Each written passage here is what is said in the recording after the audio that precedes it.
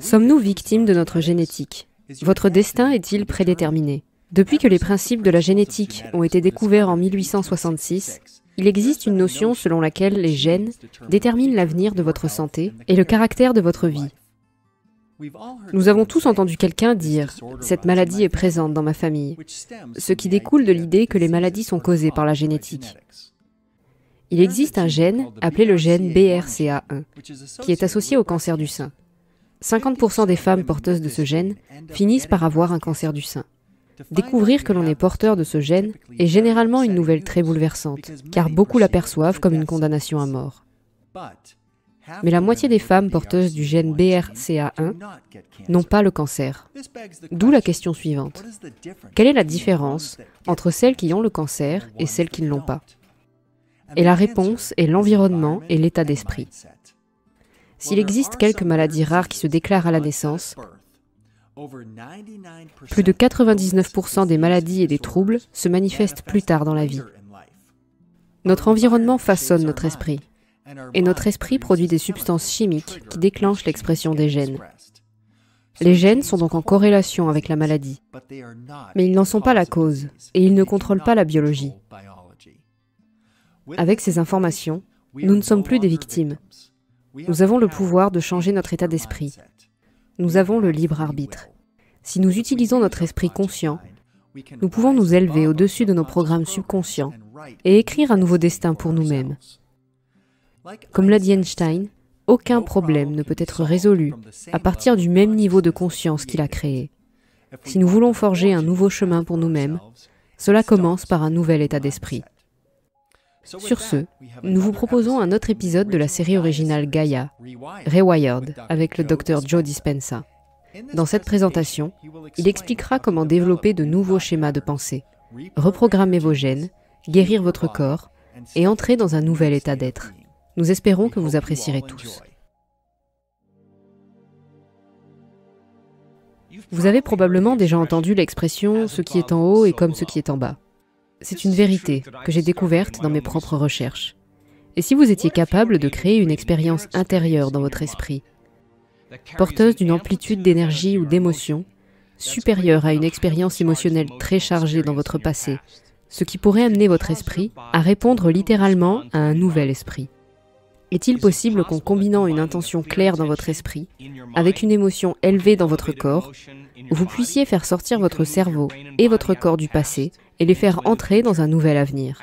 J'ai réalisé que les patients qui étaient capables de créer une expérience intérieure supérieure à leurs expériences passées étaient capables de changer l'avenir de leur corps.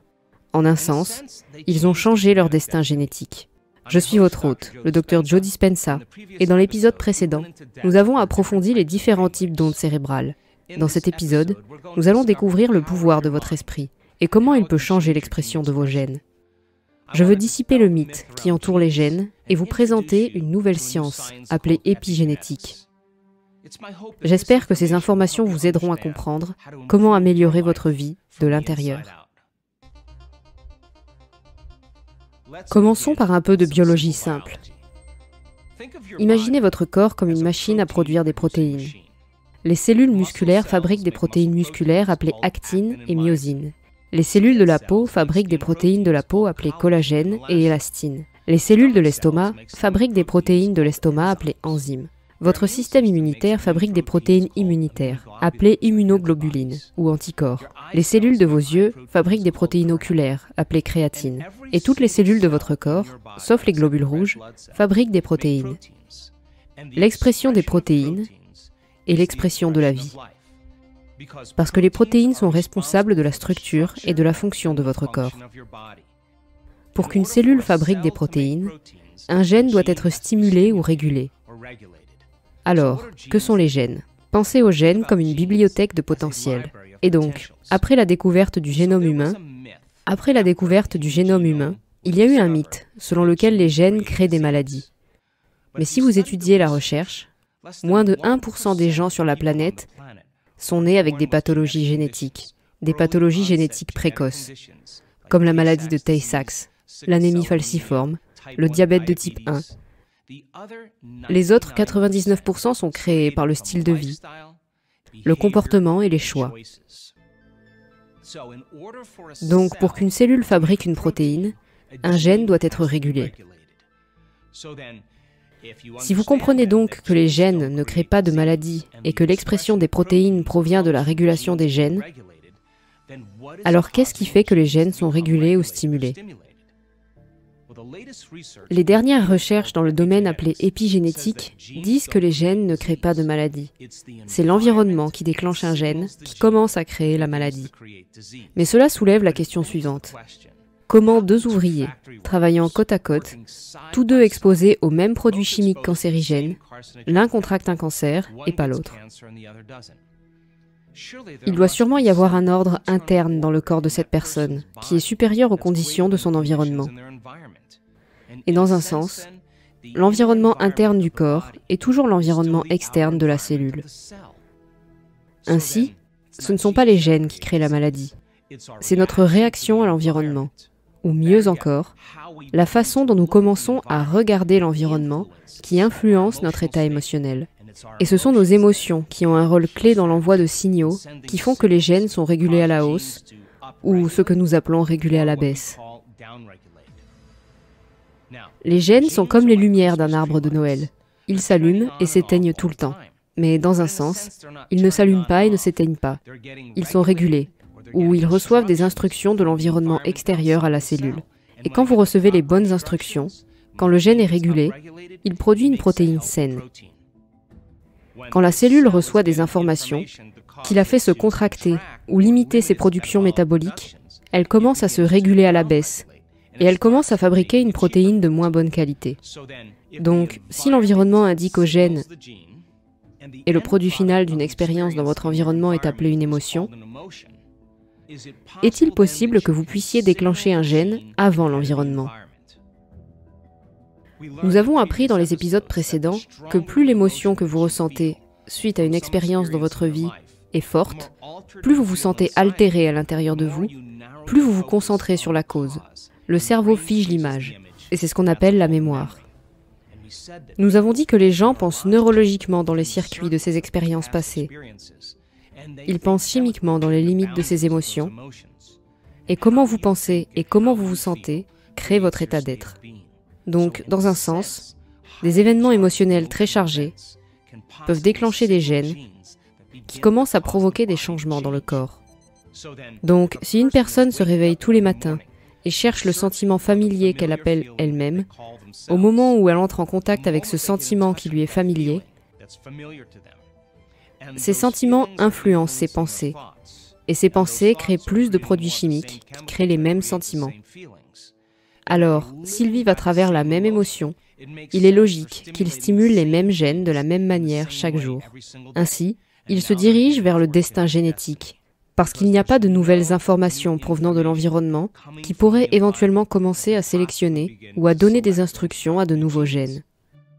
En fait, si vous prenez deux jumeaux identiques, partageant le même génome, pourquoi l'un meurt-il à 54 ans et l'autre à 86 ans?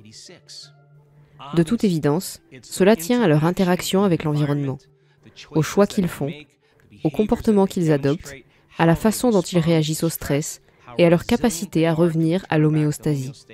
Et en fait, c'est notre interaction dans l'environnement qui sélectionne l'expression des gènes. Maintenant, pensez à ceci. Quand ils ont commencé à cartographier le génome humain, ils ont dit « Ok, le corps fabrique environ 100 000 protéines, ce qui signifie qu'il devrait y avoir 100 000 gènes pour chacune de ces protéines. Nous avons 40 gènes, appelés protéines régulatrices ou gènes régulateurs, qui aident à la fabrication de ces protéines. 100 000 plus 40 000, cela fait 140 000 protéines. Il devrait y avoir 140 000 gènes. Mais lorsqu'ils ont cartographié le génome humain, ils ont découvert que nous n'exprimons, en tant qu'être humain, que 23 688 gènes. Alors comment est-il possible que notre corps contienne plus de protéines que de gènes pour les fabriquer? Car sur un seul gène, il peut y avoir des milliers de variations différentes. qui commencent à produire différents types de protéines. Ainsi, l'expression des protéines est l'expression de la vie.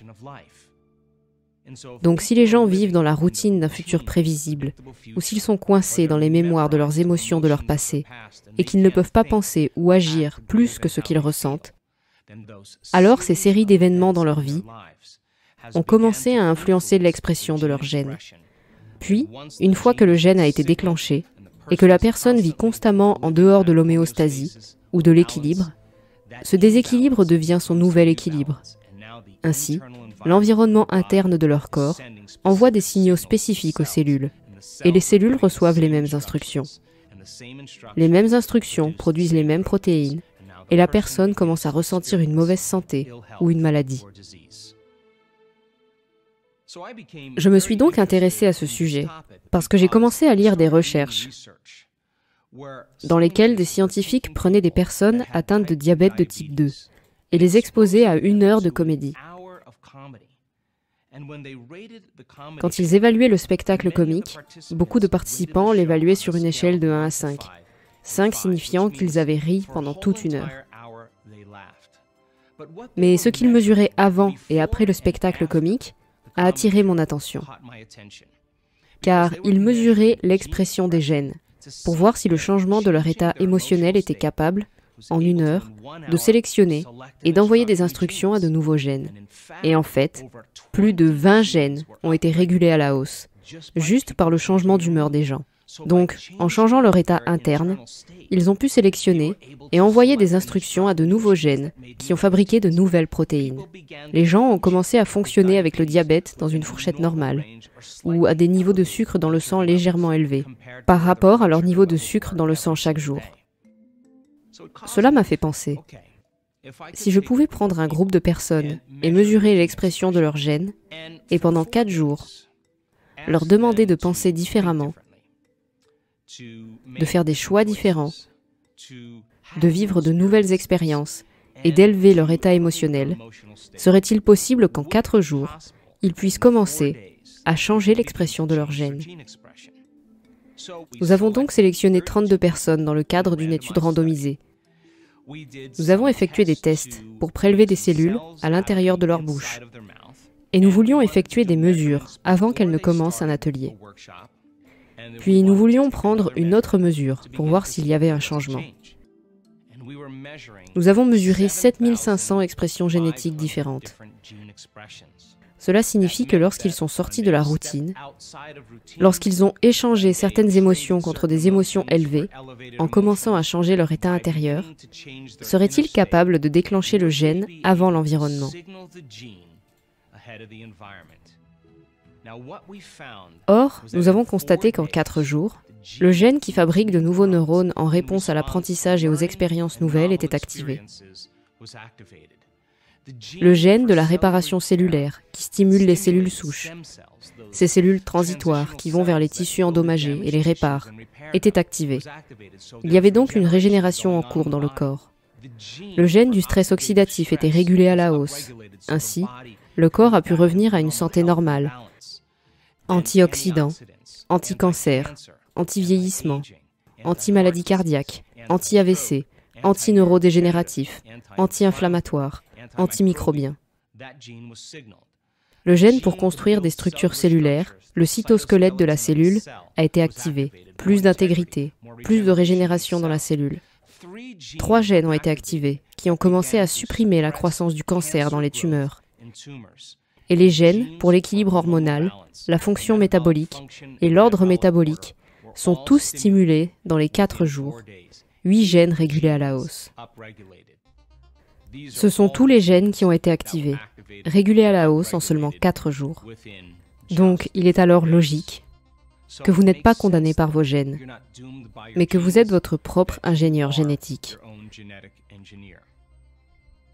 Ainsi, dans nos ateliers à travers le monde, nous voyons de nombreuses personnes inverser des conditions de santé très graves, comme la maladie de Parkinson, la sclérose en plaques, le lupus, ou même des troubles génétiques rares, pour lesquels la science médicale n'a vraiment aucune solution.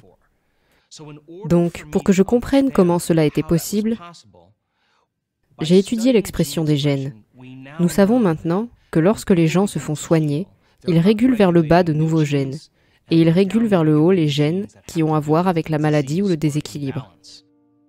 Alors, j'ai commencé à penser, est-il possible, en enseignant aux gens comment s'autoréguler et commencer à changer leur état intérieur, cela pourrait-il prolonger leur vie d'une certaine manière?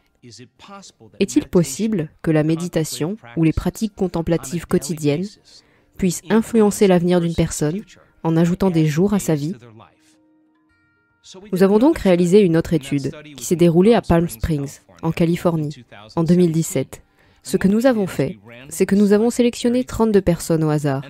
Et puis nous avons demandé à ces 32 personnes de s'engager pendant 5 jours par semaine à faire un certain type de méditation pendant au moins 60 jours. Mais tout ce que nous voulions, c'est qu'ils commencent à s'autoréguler et à changer leur état intérieur. Ce que nous cherchions à mesurer étaient les télomères. Les télomères sont les minuscules petits lacets à l'extrémité de votre ADN. Chaque fois qu'une cellule se divise, et les cellules se divisent environ 50 à 75 fois, la cellule commence à raser un peu de ce cordon. Or, le stress et les hormones du stress accélèrent en fait la dégénérescence des télomères et la longueur de ces télomères. On peut donc déterminer l'âge biologique d'une personne qui peut être totalement différent de son âge chronologique. Nous avons donc voulu voir s'il était possible que les télomères puissent s'allonger et qu'une personne puisse prolonger sa vie ou la prolonger d'une certaine manière. Ce que nous avons trouvé, c'est que 5 personnes ont cessé de faire les méditations, ce qui laisse 27. 20 personnes sur 27 ont allongé leurs télomères, ce qui représente environ 74% de l'étude. 11 personnes sur 27 ont augmenté leur télomère de plus de 0,5%. C'est 40% des personnes de l'étude. Cela leur ajoute environ 4 à 8 jours de vie, si elles vivent jusqu'à au moins 75 ans. 6 des 27 personnes ont augmenté significativement leur télomère entre 0,1 et 0,26%. Cela signifie que 22% des personnes participant à l'étude allongent leur vie de 8 à 16 jours. Maintenant, écoutez ça. Une personne de l'étude a augmenté la longueur de ses télomères en 4 jours. Je comprends que les télomères prennent du temps à se développer. Ils sont comme des ongles ou des cheveux. Des études menées à UCLA ont montré que les hommes atteints d'un cancer de la prostate, ou du moins d'une expression génétique précoce d'un éventuel cancer de la prostate, étaient capables, en 60 jours, de réguler positivement de nouveaux gènes de santé et de réguler négativement les gènes de maladie, tout en commençant à allonger leurs télomères. Lorsque j'ai parlé aux scientifiques qui ont participé à l'étude, je leur ai dit, « Je sais que les télomères mettent du temps à s'allonger, mais nous constatons dans nos ateliers que la santé des gens change instantanément pendant la méditation. En d'autres termes, d'une certaine manière, nous constatons un changement instantané. Et dans la réalité tridimensionnelle, pour que quelque chose se produise, il faut généralement du temps. Mais s'il s'agit d'énergie influençant la matière, et que cela se produit en un instant, alors cela ne dépend pas du temps. Cette énergie, ou le quantum, influence la matière. Est-il alors possible que quelqu'un puisse changer l'expression de ses télomères en 4 jours, s'il s'agit d'un phénomène quantique? Les scientifiques ont marqué une pause pendant environ 1 minute et ont finalement dit, théoriquement, c'est possible. Et si une seule personne était capable de le faire, je serais impressionné. J'ai répondu que c'est tout ce dont j'avais besoin.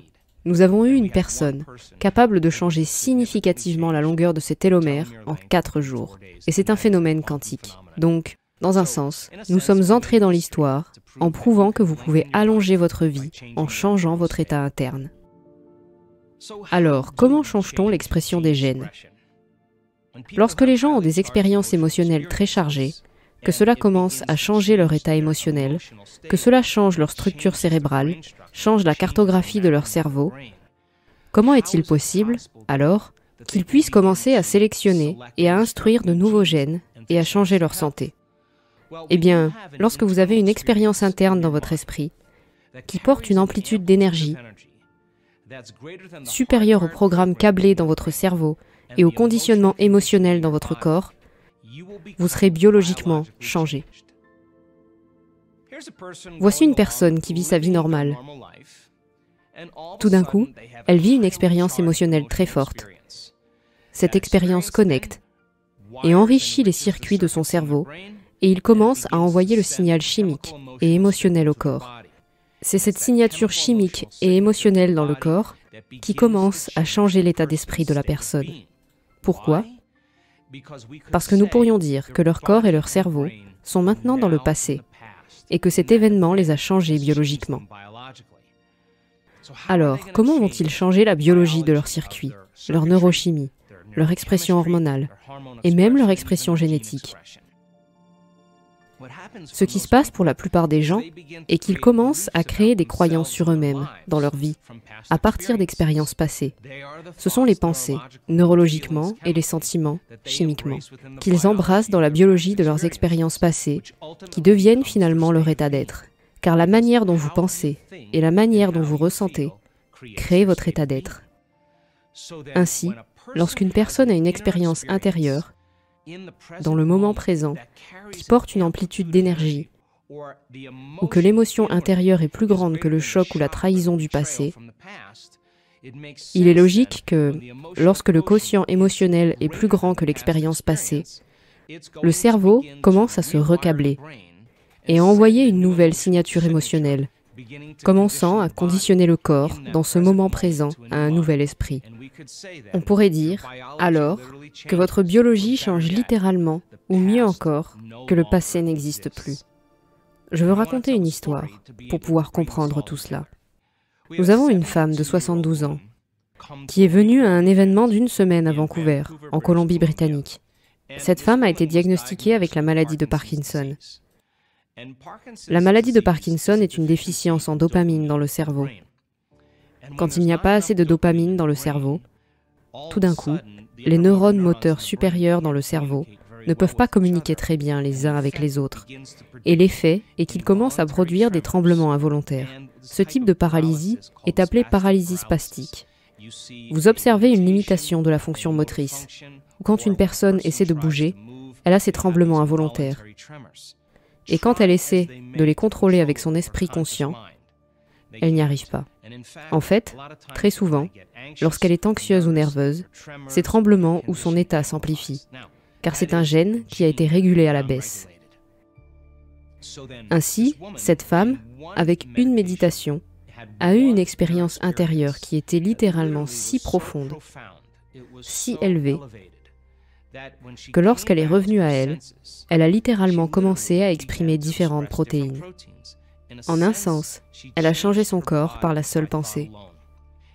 Nous l'avons donc amenée sur la scène, et sa condition avant cet événement était qu'elle ne pouvait pas avaler, elle ne pouvait pas mâcher sa nourriture, elle avait de la salive qui coulait constamment de sa bouche, elle devait constamment utiliser un mouchoir, et elle ne pouvait pas se tenir debout.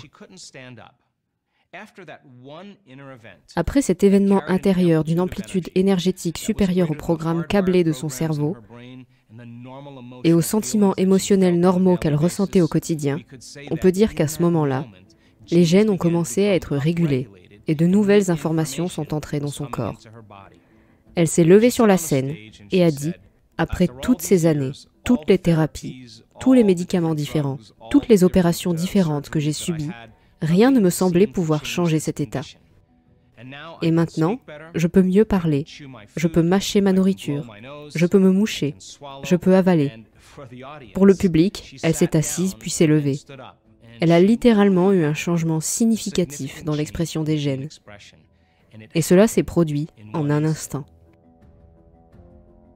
Maintenant, il y a des gens qui ont eu des enfances abusives, avec des parents alcooliques, où ils ont été abusés tous les jours quand leur père rentrait du travail.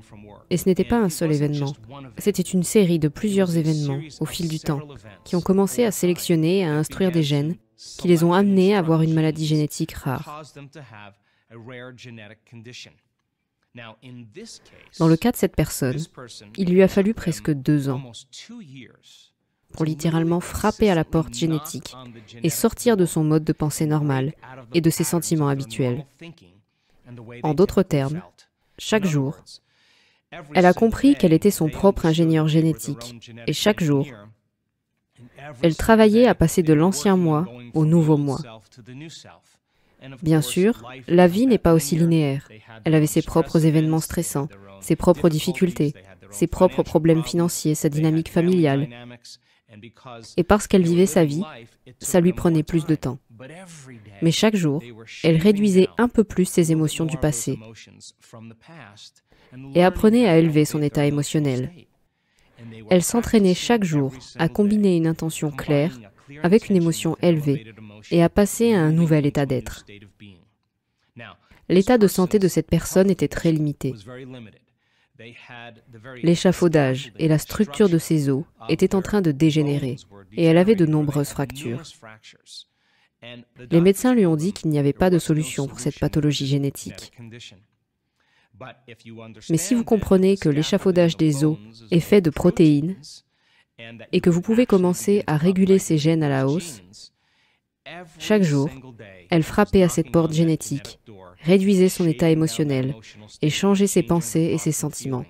Et en 2 ans, elle a atteint un point dans sa vie où elle était tellement amoureuse d'elle-même, tellement amoureuse de la vie, tellement reconnaissante d'être en vie, qu'elle ne s'est même plus souciée de savoir si elle avait cette maladie. Elle est allée à l'hôpital. Ils ont fait des prélèvements d'urine pour déterminer si la maladie était toujours présente. Et elle a reçu un appel le lendemain, lui disant que le gène était littéralement régulé à la hausse et que son état était revenu à la normale. Cette personne, à ce jour, a toujours ce changement dans sa santé. Lorsqu'elle est montée sur scène et qu'elle a raconté son histoire au public, il y avait dans le public une femme atteinte de la même maladie génétique rare. Elle a regardé cette personne et a dit « Si elle a pu le faire, je peux le faire ». Et cette femme a inversé la même maladie génétique rare, contractée enfant, en 3 mois. En d'autres termes, la personne qui a guéri a repoussé les limites, et cela a permis à la personne suivante de faire de même. Et c'est exactement ce qui commence à se produire dans ce travail. Je crois que la santé et le bien-être peuvent devenir aussi contagieux que la maladie. Maintenant que je vous ai montré la capacité surnaturelle de la façon dont vos gènes peuvent être reprogrammés, comment pouvons-nous utiliser cette information pour guérir votre corps par la seule pensée? En fait, quel est le prochain niveau pour vous? Dans le prochain épisode, je veux poser la question suivante. Dans les études placebo, en double et triple aveugle, si les sujets réagissent à une pilule de sucre et que les changements vont de 10% à 100%, avez-vous vraiment besoin d'une pilule de sucre pour commencer à guérir votre corps? En d'autres termes, est-il possible de guérir son corps par la seule pensée? Je suis votre hôte, le Dr Joe Dispenza pour Rewired, et j'espère vous voir dans le prochain épisode. Et nous irons au-delà de l'ordinaire pour atteindre l'extraordinaire.